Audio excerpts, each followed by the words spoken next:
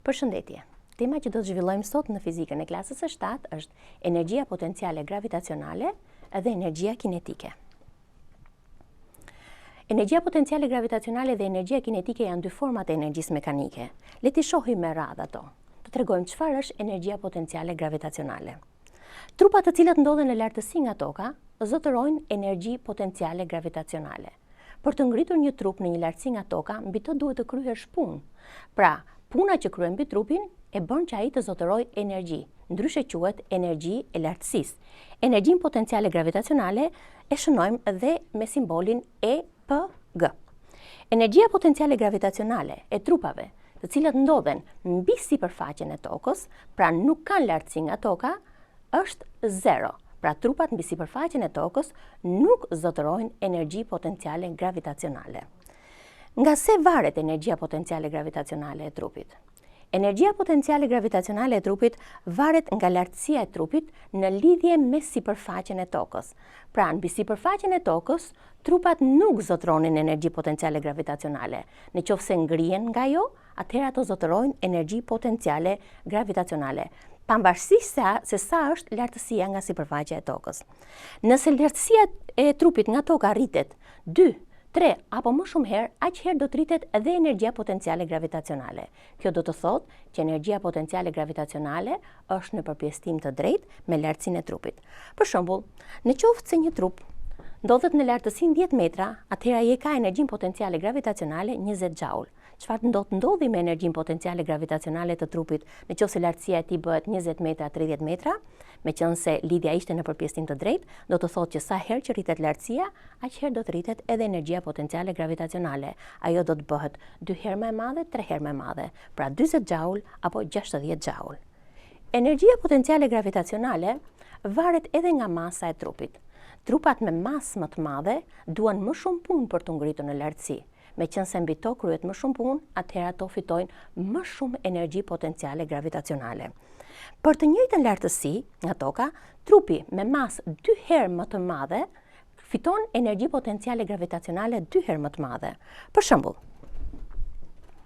nëse në lartësinë 50 metra, trupi me masë 1 kg e ka energjinë potenciale gravitacionale 500 xhaul, në të njëjtën lartësi, pra po në lartësinë 50 metra, trupi me masë 2 kg e ka energjinë potenciale 2 herë më të madhe, pra e ka 1000 xhaul.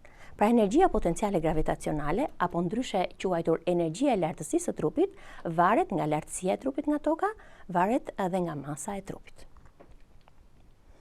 Energjia kinetike është forma e dytë e energjisë mekanike. Energjia kinetike quhet ndryshe energji e lëvizjes. Të gjithë trupat që janë në lëvizje zotërojnë energji kinetike. Sa më e madhe, sa më shpejt jetë kjo lëvizje, aq më e madhe është energjia kinetike. Kuptohet që për t'i vënë trupat në lëvizje, mbi to duhet të ushtrohet forcë. Që të ushtrohet forcë mbi to kryhet punë, prandaj dhe trupat fitojnë energji. Kjo energji e lëvizjes, ndryshe energji kinetike. Trupat të cilët janë në prehje nuk zotërojnë energji kinetike. Energjia kinetike e tyre është 0. Nga se varet energjia kinetike? Energjia kinetike varet nga shpejtësia e trupit. Në qoftë se dy trupa kanë masa të barabarta, por shpejtësi të ndryshme, trupi me shpejtësi më të madhe zotëron energji kinetike më të madhe. Le të shohim një shembull. Dy topa tenisi lëvizin i pari me shpejtësi 10 metra në sekond dhe i dyti me shpejtësi 20 metra për sekond. Cili prej këtyre do të ketë energji kinetike më të madhe? Tham që energjia kinetike varet nga shpejtësia e trupit. Atëherë, topi tenisit që ka shpejtësi më të madhe, pra topi i dytë me shpejtësi 20 metra në sekond, do të ketë edhe energji kinetike më të madhe. Nga se varet tjetër energjia kinetike e trupit? Energjia kinetike e trupit, ashtu sikurse dhe energjia potenciale gravitacionale, varet nga masa e trupit. Në qoftë se dy trupa lëvizin dhe kanë shpejtësi të barabarta, por masa të ndryshme, trupi me masë më të madhe do të ketë energji kinetike më të madhe. Le të shohim një shembull. Në qoftë se një kamion dhe një vetur lëvizin në autostradë me të njëjtën shpejtësi 90 km/h, por masat e tyre janë të ndryshme. Kamioni e ka masën 10 ton dhe vetura e ka masën 2.5 ton. Cila prej makinave do të ketë energji kinetike më të madhe? Kuptohet që në këtë rast energjia kinetike e tyre do të varet nga masa e makinave, pasi shpejtësia është e njëjtë. Atëherë themi energji kinetike më të madhe do të ketë kamioni, sepse ka edhe masën më të madhe.